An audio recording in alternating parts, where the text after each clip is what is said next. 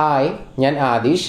ഇന്നത്തെ വീഡിയോയിലൂടെ നമ്മൾ ഡിസ്കസ് ചെയ്യാൻ പോകുന്നത്, നിങ്ങൾ ഓക്കെ അല്ല എന്ന് നിങ്ങൾക്ക് തോന്നുന്നുണ്ടോ? അഥവാ വളരെയധികം മൂഡ് ഓഫ് ആണ് ഞാൻ, അല്ലെങ്കിൽ ഞാൻ ഡിപ്രഷനിലോട്ട് പോയിക്കൊണ്ടിരിക്കുകയാണ്, ഇങ്ങനെയൊക്കെയുള്ള ചിന്തകൾ നിങ്ങളെ അലട്ടുന്നുണ്ടോ? അല്ലെങ്കിൽ അത്തരം ഒരു സിറ്റുവേഷനിലൂടെയാണോ നിങ്ങൾ കടന്നു പോയിക്കൊണ്ടിരിക്കുന്നത്? എങ്കിൽ അതിൽ നിന്നും പുറത്തു കടക്കുന്നതിന് വേണ്ടി നിങ്ങൾ നിങ്ങളോട് തന്നെ സ്വയം ചോദിക്കേണ്ട ചില പ്രധാനപ്പെട്ട ചോദ്യങ്ങളാണ് നമ്മൾ ഇന്നത്തെ വീഡിയോയിലൂടെ ഡിസ്കസ് ചെയ്യുന്നത്. ഈ ചോദ്യങ്ങൾ നിങ്ങൾ സ്വയം ചോദിക്കുന്നതിലൂടെ നിങ്ങൾക്ക് ആ ഒരു മാനസികാവസ്ഥയെ തരണം ചെയ്യാൻ സാധിക്കും. എല്ലാവർക്കും എൻ്റെ പുതിയ വീഡിയോയിലോട്ട് സ്വാഗതം. ഒന്നാമതായിട്ട് നിങ്ങൾ നിങ്ങളോട് ചോദിക്കേണ്ട ചോദ്യം, ആർ യു ഹൈഡ്രേറ്റഡ് എന്നുള്ളതാണ്. അഥവാ നിങ്ങളുടെ ശരീരത്തിൽ ജലാംശമുണ്ടോ ഇല്ലയോ എന്നതിനെ പറ്റി നിങ്ങൾ എപ്പോഴെങ്കിലും ചിന്തിക്കാറുണ്ടോ? ഈവൻ മൂഡ് ഓഫ് ആകുന്ന സമയത്തെങ്കിലും.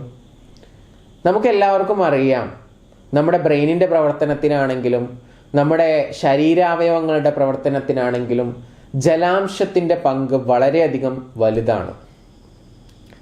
ഒരു ദിവസത്തിൽ 8 ഗ്ലാസ് എങ്കിലും വെള്ളം കുടിക്കണം എന്നാണ് ഡോക്ടേഴ്സ് സജസ്റ്റ് ചെയ്യുന്നത്. അതല്ലെങ്കിൽ മിനിമം ഒരു 2 ലിറ്റർ വെള്ളം. 2 ലിറ്റർ വെള്ളമെങ്കിലും ഞാൻ ഒരു ദിവസത്തിൽ 24 അവേഴ്സിനുള്ളിൽ കുടിക്കുന്നുണ്ടോ ഇല്ലയോ നിങ്ങളൊന്ന് ചിന്തിക്കുക. അങ്ങനെ ചെയ്യാത്ത ഒരു വ്യക്തിയാണെങ്കിൽ വെള്ളം കുടിക്കുന്നതിൻ്റെ അളവ് കുറച്ച് കൂട്ടിക്കൊണ്ടുവരിക. ഒരു ദിവസത്തിൽ 8 ഗ്ലാസ് അല്ലെങ്കിൽ 2 ലിറ്ററെങ്കിലും വെള്ളം കുടിക്കാൻ വേണ്ടി ശ്രദ്ധിക്കുക. ഇനി രണ്ടാമതായിട്ട് നിങ്ങൾ നിങ്ങളോട് ചോദിക്കേണ്ട ഒരു ചോദ്യമാണ്, have you eaten in the past 3 hours? കഴിഞ്ഞ 3 മണിക്കൂറിനുള്ളിൽ നിങ്ങൾ എന്തെങ്കിലും കഴിച്ചിട്ടുണ്ടോ? ഒന്ന് ചിന്തിക്കുക.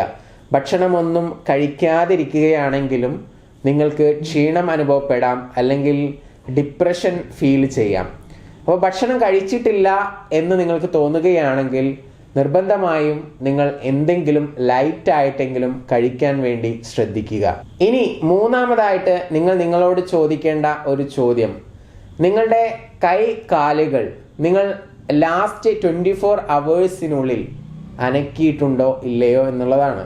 ചില ആളുകൾ മൂഡ് ഓഫ് ആകുന്ന സമയത്ത്, ഡിപ്രഷൻ വരുന്ന സമയത്ത് ബെഡിൽ പോയി ഒരേ കിടപ്പാണ്. അത് പല കാരണങ്ങൾ കൊണ്ടാവാം. മേ ബി ബ്രേക്കപ്പ് ആവാം, അല്ലെങ്കിൽ ആരെങ്കിലും മരണപ്പെട്ടതാവാം, അല്ലെങ്കിൽ എക്സാമിൽ പരാജയപ്പെട്ടതാവാം. വാട്ട് എവർ ഇറ്റ് ഈസ്, എന്ത് തന്നെയാണെങ്കിലും അതിൻ്റെ പേരിൽ ഒരു ബെഡിൽ പോയി കിടന്നുറങ്ങുക, അല്ലെങ്കിൽ ബെഡിൽ തന്നെ കിടക്കുക, അത്തരം മാനസികാവസ്ഥയുള്ള വ്യക്തികളുണ്ടെങ്കിൽ അതിൽ നിന്നൊരു മാറ്റം കൊണ്ടുവരിക. നിങ്ങൾ ചിന്തിക്കുക, നിങ്ങൾ നിങ്ങളോട് സ്വയം ചോദിക്കുക, നിങ്ങളുടെ കൈകാലുകൾ നിങ്ങൾ ഇളക്കിയിട്ട് എത്ര സമയമായി? ലാസ്റ്റ് 24 അവേഴ്സിനുള്ളിൽ ഇളക്കിയിട്ടുണ്ടോ, എണീറ്റ് നടന്നിട്ടുണ്ടോ എന്നുള്ളത് ചിന്തിക്കുക. അങ്ങനെ ഇല്ലെങ്കിൽ നിങ്ങൾ just go for a walk, just ഒന്ന് നടക്കുക. അടുത്തുള്ള ഷോപ്പിലോട്ടോ എന്തെങ്കിലുമൊക്കെ പർച്ചേസ് ചെയ്യാനോ, അതല്ലെങ്കിൽ ചുമ്മാ വീട്ടിൽ തന്നെ എണീറ്റ് നടക്കുക, അല്ലെങ്കിൽ വീടിന് ചുറ്റും നടക്കുക. ജസ്റ്റ് എന്തെങ്കിലുമൊക്കെ എക്സസൈസ് ചെയ്യുക, അല്ലെങ്കിൽ സ്ട്രെച്ചിങ് എക്സസൈസ് ഒക്കെ ചെയ്യാം, നിങ്ങൾക്ക് യോഗ ചെയ്യാം. ഇങ്ങനെ എന്തെങ്കിലുമൊക്കെ ചെയ്തുകൊണ്ട് ശരീരം അനക്കുക എന്നുള്ളതാണ് മൂന്നാമത്തെ കാര്യം. ഇനി നാലാമതായിട്ട് നിങ്ങൾ നിങ്ങളോട് തന്നെ ചോദിക്കേണ്ട ഒരു ചോദ്യമാണ്, ലാസ്റ്റ് 2 ഡേയ്സിനുള്ളിൽ നിങ്ങൾ ആരെയെങ്കിലും ഹഗ് ചെയ്തിട്ടുണ്ടോ ഇല്ലയോ എന്നുള്ളത്. അങ്ങനെ ഹഗ് ചെയ്തിട്ടില്ല എന്നുള്ളതാണ് ആൻസർ എങ്കിൽ നിങ്ങൾ വിവാഹിതനാണെങ്കിൽ നിങ്ങളുടെ ഭാര്യയെ പോയി ഹഗ് ചെയ്യുക. ഇനി അതല്ലെങ്കിൽ നിങ്ങൾക്ക് നിങ്ങളുടെ സുഹൃത്തുക്കളെ, അഥവാ മെയിൽ സുഹൃത്തുക്കളെ ഹഗ് ചെയ്യാവുന്നതാണ്. ഹഗ് ചെയ്യുന്നതിലൂടെ വളരെയധികം സ്നേഹം നമുക്ക് എക്സ്പ്രസ് ചെയ്യാൻ സാധിക്കും എന്നുള്ളതാണ്. മാത്രമല്ല, നമുക്കറിയാം ഹഗ് ചെയ്യുന്ന സമയത്തുണ്ടാകുന്ന ആ ഒരു ഫീലിങ്സ്, ആ ഒരു സ്നേഹം എക്സ്പ്രസ് ചെയ്യുമ്പോൾ ഉണ്ടാകുന്ന ആ ഒരു എനർജി വളരെയധികം പവർഫുള്ളാണ്. സോ അതുകൊണ്ട് സുഹൃത്തുക്കൾ പരസ്പരം കാണുന്ന സമയത്തും, അതുപോലെ തന്നെ വീട്ടിലുള്ള ഫാമിലി മെമ്പേഴ്സും ഒക്കെ പരസ്പരം അങ്ങോട്ടും ഇങ്ങോട്ടും ഹഗ് ചെയ്യുന്നത് വളരെയധികം നന്നായിരിക്കും. നമ്മൾ കേരളത്തിൽ ജീവിക്കുന്നത് കൊണ്ട് ഒരുപക്ഷെ മെയിൽ ഫീമെയിൽ ഹഗ് ചെയ്യുന്നതിന് ചില ആളുകൾക്ക് താല്പര്യമുണ്ടായിരിക്കത്തില്ല. അതുകൊണ്ട് നിങ്ങൾക്ക് എന്ത് ചെയ്യാം, സുഹൃത്തുക്കളെ ഹഗ് ചെയ്യാം. അഥവാ നിങ്ങളുടെ തന്നെ മെയിൽ സുഹൃത്തുക്കൾ ഉണ്ടായിരിക്കാം, അല്ലെങ്കിൽ ഗേൾസ് ആണെങ്കിൽ നിങ്ങളുടെ തന്നെ ഗേൾ ഫ്രണ്ട്സ് ഉണ്ടായിരിക്കാം. അവരെ പരസ്പരം ഹഗ് ചെയ്യുക, കാണുമ്പോൾ, മീറ്റ് ചെയ്യുമ്പോൾ. അതുപോലെ തന്നെ ഫാമിലി മെമ്പേഴ്സിനെ, ഇങ്ങനെ പരസ്പരം ഹഗ് ചെയ്തുകൊണ്ട് ആ ഒരു പോസിറ്റീവ് എനർജി നിലനിർത്തുക എന്നുള്ളതാണ് എനിക്ക് നിങ്ങളോട് പറയാനുള്ളത്. ഇനി അതുപോലെ തന്നെ നിങ്ങളോട് ചോദിക്കേണ്ട മറ്റൊരു ചോദ്യം, നിങ്ങൾ എല്ലാ ദിവസവും ഡ്രസ്സ് ചെയ്യാറുണ്ടോ? അഥവാ ഇപ്പോൾ ഒരു ദിവസം ഹോളിഡേ ആണെന്ന് വിചാരിക്കുക, അന്നത്തെ ദിവസം തലേ ദിവസം ഇട്ടിരിക്കുന്ന ഡ്രസ്സ് തന്നെ ഇട്ടുകൊണ്ട് രാവിലെ കുളിക്കാതെ അന്നത്തെ ദിവസം മുഴുവൻ നിങ്ങൾ നീട്ടിക്കൊണ്ടുപോകാറുണ്ടോ?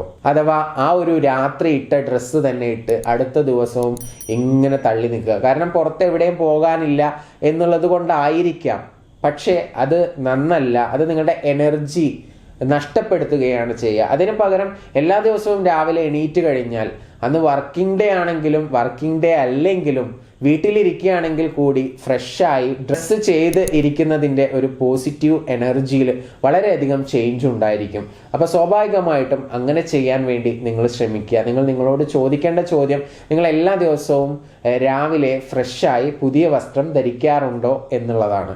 അങ്ങനെ ധരിക്കാറില്ലെങ്കിൽ ഫ്രഷായി പുതിയ വസ്ത്രം ധരിക്കുക. ഇവിടെ ഞാൻ ഉദ്ദേശിച്ചത് പുതിയ വസ്ത്രം എന്നുള്ളത് കൊണ്ട് ഡെയിലി പുതിയ ഡ്രസ്സുകൾ ധരിക്കുക എന്നുള്ളതല്ല കേട്ടോ. നമ്മുടെ പഴയ വസ്ത്രങ്ങൾ തന്നെ അലക്കി വൃത്തിയായിട്ട് അത് അയൺ ചെയ്തുകൊണ്ട് ധരിക്കുക എന്നുള്ളതാണ് ഉദ്ദേശിച്ചത്. മനസ്സിലായി കാണുമെന്ന് വിചാരിക്കുന്നു. അതുപോലെ തന്നെ ഇനി നിങ്ങൾ സ്വയം ചോദിക്കേണ്ട മറ്റൊരു ചോദ്യമാണ്, നിങ്ങൾ വളരെയധികം ടയേർഡായിട്ടാണോ ഉറക്കത്തിലോട്ട് പോകാറുള്ളത് എന്നുള്ളതാണ്. പലരും അങ്ങനെയാണ്. എന്നാൽ അതൊന്ന് മാറ്റി പിടിക്കുക. വളരെയധികം ടയേർഡ് ആകുന്നതിന് മുമ്പ് തന്നെ നിങ്ങൾ കിടക്കാൻ വേണ്ടി ശ്രമിക്കുക. ഒരു സമയം കണ്ടെത്തുക, രാത്രി ഞാൻ ഇത്ര മണിക്ക് ഉറങ്ങും. അതുപോലെ തന്നെ രാത്രി ഉറങ്ങാൻ പോകുന്നതിൻ്റെ തൊട്ട് മുൻപുള്ള നിമിഷങ്ങൾ, അഥവാ ഒരു ലാസ്റ്റ് 1 hour ഇലക്ട്രോണിക് ഉപകരണങ്ങൾ ഉപയോഗിക്കുന്നത് ഒഴിവാക്കുക. അതുപോലെ തന്നെ TV കാണുന്നത് ഒഴിവാക്കുക. അതിന് പകരം നിങ്ങൾക്ക് നല്ല പുസ്തകങ്ങൾ കയ്യിലുണ്ടെങ്കിൽ അത് വായിക്കാവുന്നതാണ്. ഒരു 15 മിനിറ്റ് ലാസ്റ്റ് വായിച്ചുകൊണ്ട് ഉറക്കത്തിലോട്ട് പോകാവുന്നതാണ്. ഉറങ്ങുന്ന സമയത്ത് നിങ്ങൾക്ക് പോസിറ്റീവ് വിഷ്വലൈസേഷനോ കാര്യങ്ങളോ ഒക്കെ ചെയ്തുകൊണ്ട് കിടന്നുറങ്ങാവുന്നതാണ്. അപ്പോൾ ഞാൻ പറഞ്ഞു വരുന്നത്, രാത്രി ടയേർഡായിട്ട് ഉറങ്ങാതിരിക്കുക, ഒരു ടൈം ഫിക്സ് ചെയ്ത് നേരത്തെ തന്നെ കിടക്കുക എന്നുള്ളതാണ്. ഇനി 7ാമതായിട്ട് നിങ്ങളോട് തന്നെ ചോദിക്കേണ്ട മറ്റൊരു പ്രധാനപ്പെട്ട കാര്യം എന്ന് പറയുന്നത്, കഴിഞ്ഞ ദിവസത്തിൽ നിങ്ങൾ ആരെയെങ്കിലും അപ്രീഷിയേറ്റ് ചെയ്തിട്ടുണ്ടോ? ആരെങ്കിലും നോക്കി പുഞ്ചിരിച്ചിട്ടുണ്ടോ? ഇങ്ങനെയുള്ള ചോദ്യങ്ങളൊക്കെ ചോദിക്കുക. അപ്പോൾ നിങ്ങളുടെ ആൻസർ എന്താണ്? ചിലപ്പോൾ മേ ബി നിങ്ങൾ ഒരാളോടും കഴിഞ്ഞ ദിവസത്തിൽ പുഞ്ചിരിച്ചിട്ടുണ്ടായിരിക്കത്തില്ല. അപ്പോൾ നെക്സ്റ്റ് ഡേയിൽ അല്ലെങ്കിൽ ഇന്നേ ദിവസം നിങ്ങൾക്ക് ആരെങ്കിലുമൊക്കെ മീറ്റ് ചെയ്യുമ്പോൾ, സ്ട്രേഞ്ചേഴ്സ് ആണെങ്കിൽ കൂടി, നിങ്ങൾ ആ ഒരു സ്മൈൽ കൊണ്ടുവരിക. ഒന്ന് കോൺഷ്യസ് ആയിട്ട് തന്നെ സ്മൈൽ ചെയ്യാൻ വേണ്ടി ശ്രമിക്കുക. അതുപോലെ തന്നെ അപ്രീഷിയേറ്റ് ചെയ്യാത്ത ആളുകളാണെങ്കിൽ ഫേസ്ബുക്കും ഇൻസ്റ്റാഗ്രാമൊക്കെ യൂസ് ചെയ്യുന്ന ആളുകളാണ് ഇന്നത്തെ കാലത്ത്, അല്ലേ? അപ്പോൾ ഫേസ്ബുക്കോ ഇൻസ്റ്റാഗ്രാമോ ഒക്കെ സ്ക്രോൾ ചെയ്യുന്ന സമയത്ത് നല്ല ഫോട്ടോസൊക്കെ കാണുമ്പോൾ ലൈക്ക് ചെയ്യുക. അതുപോലെ തന്നെ അതിന് എന്തെങ്കിലുമൊക്കെ നല്ല കമൻസ് ഇടുക. ഇങ്ങനെയൊക്കെ നിങ്ങൾക്ക് ചെയ്യാവുന്നതാണ്. മനസ്സിലായോ?